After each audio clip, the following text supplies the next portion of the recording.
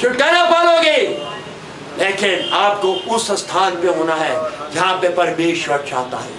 हम उन स्थानों में ना होकर परमेश्वर से मांगते हैं और फिर कहते हैं सुन लेगा तो सुन लेगा, नहीं सुनेगा तो नहीं सुनेगा। ये है, बच्चे एग्जाम्स देने जाते हैं और एग्जाम से पहले भी कहते पता नहीं मैं इसमें सक्सेस होऊंगा या नहीं होऊंगा, ये शब्द यूज करते हैं। नौकरी की बात आती है तो भी यही बात आती है। जब आप नेगेटिव अपने जीवन में स्वयं लेके जा रहे हैं तो आपको सफलता कहां से मिलेगी? और फिर कहते प्रभु के होकर भी हमारी वो सुनता नहीं, वो सुनता ही नहीं।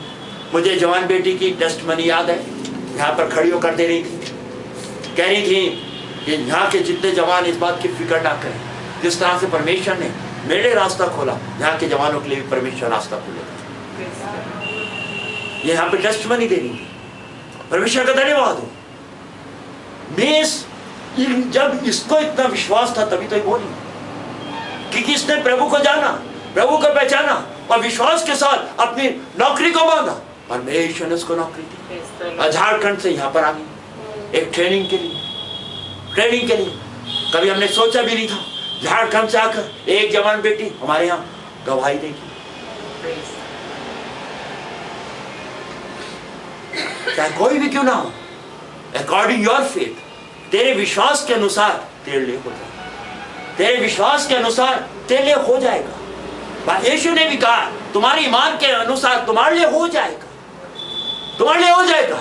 अगर आपने मांगा है तो उसकी नेगेटिव मत जाइए, पास होंगी या नहीं होंगी, मुझे वो नौकरी मिलेगी या नहीं मिलेगी। मेरे अजीजों, परमेश्वर आपको देने के लिए तैयार है, क्योंकि वो आपकी महिमा को बढ़ाना चाहता है। लेकिन अकॉर्डिंग योर फेथ, आपके विश्वास के अनुसार, आपके विश्वास के अनुसार, मेरे भी विश्वास के अनुसार। मेरे अजीजों, मैं आपको बताता हूं, जितने भी कार्य मैं परमेश्वर में होकर अब कर रहा हूं, मुझे परमेश्वर हर बात में सफलता दे रहा है, चाहे फाइनेंस हो चाहे ना हो। ये नहीं कि मेरे परिवार की बातें नो, जहां पर भी जा रहा हूं फाइनेंस हो चाहे ना, मेरे परमेश्वर ने मुझे सिखाया है कि तू उसमें अपने कदम को बढ़ा दे। मैं तेरा प्रोवाइडर हूं, मैं तेरा प्रोवाइडर हूं, मैं तेरी आवश्यकताओं को पूरा करने वाला परमेश्वर। जो परमेश्वर मुझसे कहता वो आपसे भी कहता है, वो आपसे भी कहता है, आपसे भी कहता है। लेकिन उसके लिए आपको एक भरोसे की आवश्यकता है, उसके लिए आपको एक भरोसे की आवश्यकता है और साथ में अपने समर्पण की आवश्यकता है। साथ में जिस तरह से हम यीशु को ग्रहण करते हैं उसी तरह से परमेश्वर के वचनों को जब पढ़ते हैं, उसका मनन करते हैं, उसको सुनते हैं, उसको भी अपने जीवन में ग्रहण करना है। वचनों को भी ग्रहण करना है, वचनों को भी क्या करना है? ग्रहण करना है। जब उसके वचनों को ग्रहण करते, क्योंकि हमारे परमेश्वर के वचन में सारी बातें हाँ के साथ है। उसने कहा अनहोना होने में बदल जाएगा, असंभव को संभव करने वाला परमेश्वर जीवित है। He is unchanging God, ना बदलने वाले परमेश्वर के हम उपासना और आराधना करते हैं और वो उस योग्य है कि हम उसके चरणों में आके उसको दंडवत करते हैं, हम उसको दंडवत करते हैं, दंडवत करते हैं। ही तारा बच्चों खारा बंदरवा। मेरे अजीजों, परमेश्वर पे तवक्कुल करिए, परमेश्वर पर विश्वास करिए, परमेश्वर में होके चलिए, तब आपको परमेश्वर जीवित रखेगा, आपको परमेश्वर जीवित रखेगा, आपको परमेश्वर जीवित रखेगा। लिखा है धर्मी जन केवल विश्वास के द्वारा जीवित रहता है, धर्मी जन केवल विश्वास के द्वारा जीवित रहता है। धर्मी वही है जिसके अधर्म प्रभु यीशु के लहू के द्वारा ढांपे गए हैं, वो और उसको वो धर्मी बनाता है। धर्मी बनाने के बाद अपने पास खड़ा करता है और उसकी प्रतिदिन की आवश्यकताओं को उसके ईमान के अनुसार पूरा करता है, पूरा करता है, पूरा करता है। मेरे अजीजों, पूरा करने वाला परमेश्वर जीवित है, पूरा करने वाला परमेश्वर जीवित है, पूरा करने वाला परमेश्वर जीवित है। वो पहले हमारे जीवन को मांगता है, हमारे मन को मांगता है। जब आप अपना मन उसको दे देते हैं, वो उसमें आके बस जाता। हालेलुया। मेरे अजीजों, वो हम देखते हैं जब तक नावी के हाथ में पतवार होती है, तब तक पतवार उसके अनुसार चलती है। जैसे पतवार को हिलाता है, डोलाता है, उसी के मुताबिक नाव चलती है। हमेशा का धन्यवाद हो, जब चाहता है उसकी गति को पतवार के द्वारा बढ़ा देता है, जब चाहता है पतवार के द्वारा उसकी गति को धीमा कर लेता है, जिधर चाहता है उस पतवार के द्वारा उसको क्या करता है, मोड़ लेता है, एक स्थान पे खड़ा कर देता ले जाकर। वो मनमानी नहीं कर पाती, वो नाव मनमानी नहीं कर पाती, वो बेजान है, उसमें जान नहीं है, लेकिन माँ जी की पतवार के इशारों को समझती है। माँ जी के पतवार के इशारों को क्या करती है, समझती है। जैसे वो एक्शन करता है पतवार के द्वारा, वैसे ही नाव उसी रीति से चलती है। मेरे अजीजों, घोड़ा हम सब ने देखा है, घोड़े की सवारी करते हुए लोगों को देखा है। सवार के हाथ में एक लगाम होती है जिसको वो हाथ में लेके चलता है, हाथ में पकड़ के रखता है, हाथ में उसके एक छड़ी भी होती है, और खास तौर से पैरों के अंदर उसके बूट भी होते हैं, बूट भी होते हैं जो असली सवार होता है। छड़ी के द्वारा हम देखते हैं बहुत सारी बातें हम इसके अंदर देखने को हमको मिलती हैं। लगाम जो उसके हाथों में होती है, लगाम के द्वारा घोड़े को वो क्या करता है, संभालता है।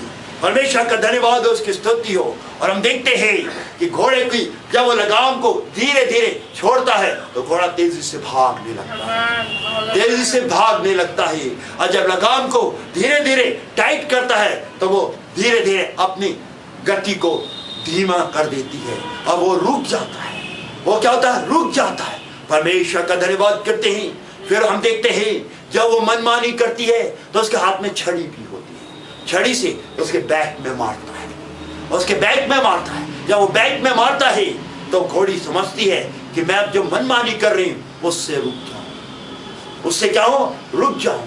और हम देखते हैं उसके जो पैर में जूता होता है, जूता होता है, उसकी एड़ी हार्ड होती है, सख्त होती है।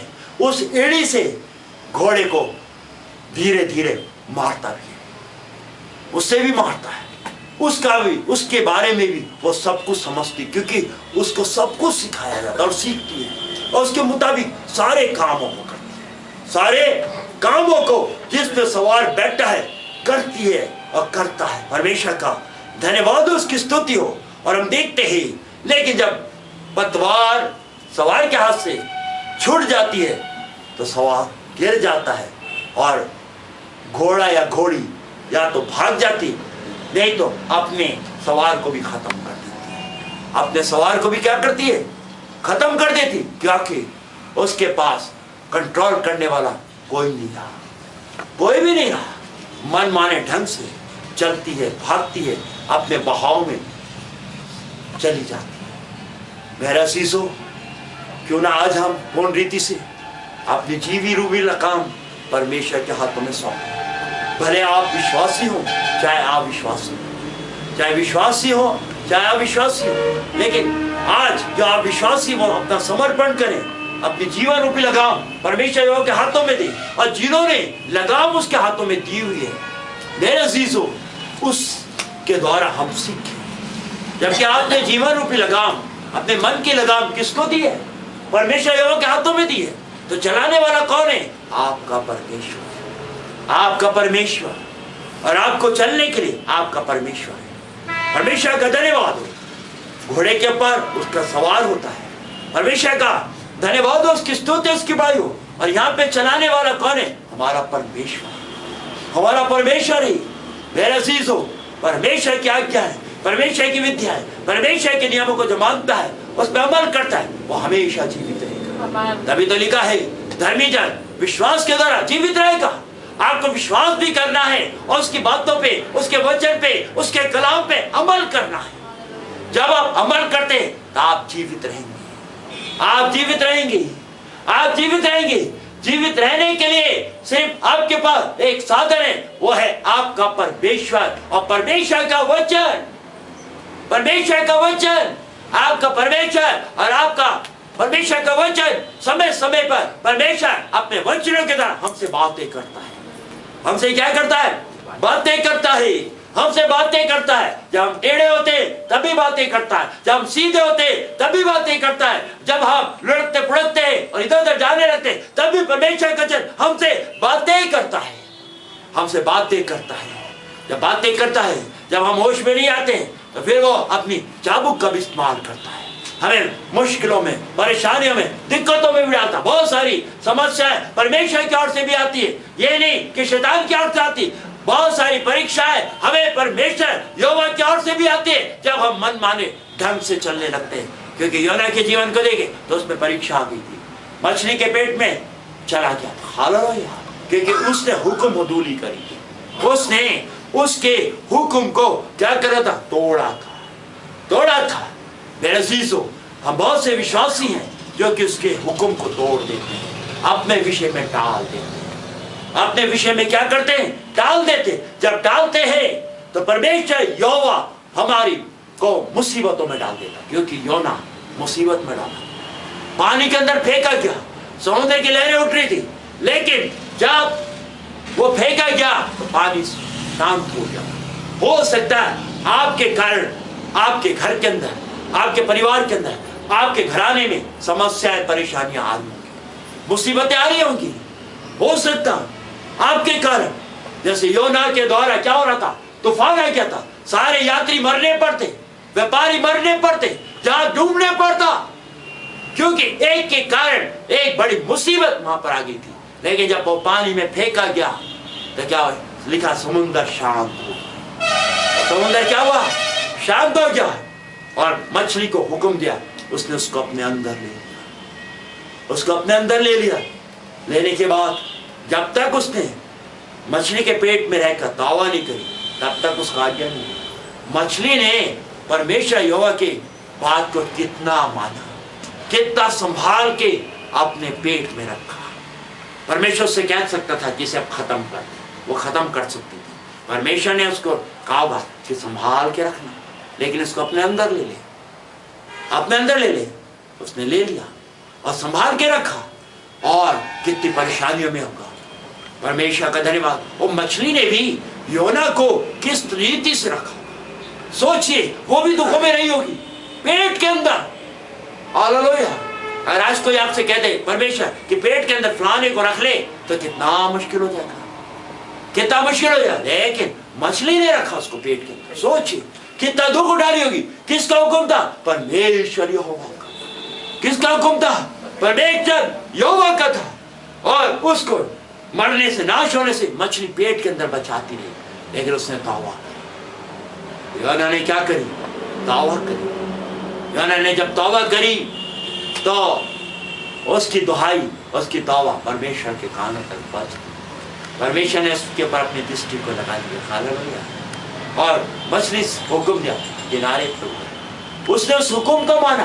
बीच में होकर कैसे पानी में से गई होगी उसको लेकर। सोचिए, आप अकेले आसानी से तैर सकते हैं, कोई वजन आपके पेट में रख दिया जाए या पीठ पे रख दिया जाए और कहा जाए तैरिए, उसे बाहर ले जाइए, इट्स वेरी डिफिकल्ट, बहुत मुश्किल होता है, बहुत मुश्किल होता है। मछली ने माना, कैसे जाग गई होगी। परमेश्वर का धन्यवाद, उसकी स्तुति हो। और जब तक योना पेट में रहा होगा, उसने अपना भोजन भी नहीं खाया होगा, क्योंकि पेट में पहले से कुछ उसे संभालना है। परमेश्वर का धन्यवाद, उसकी स्तुति, उसकी बड़ाई हो। आपसे कहा जाए 10 दिन का उपवास कर लेना, पास्टर डॉनल्ड बीमारी की हालत में, आपको कितनी मुश्किल हो जाएगी, कितनी मुश्किल हो जाएगी। अगर आपको ये मैसेज दिया जाए कि पास्टर डॉनल्ड बीमारी की हालत में है और आप 10 दिन का उपवास करिए, आपके पास एक मैसेज आ जाए, आप क्या करेंगे, कितने परेशान हो जाएंगे। क्या करूंगा, नौकरी जाऊंगा, उपवास करूंगा, प्रार्थना करूंगा, घर देखूंगा, कितने परेशान हो जाएंगे। लेकिन मछली ने ओवे करा, मछली ने माना,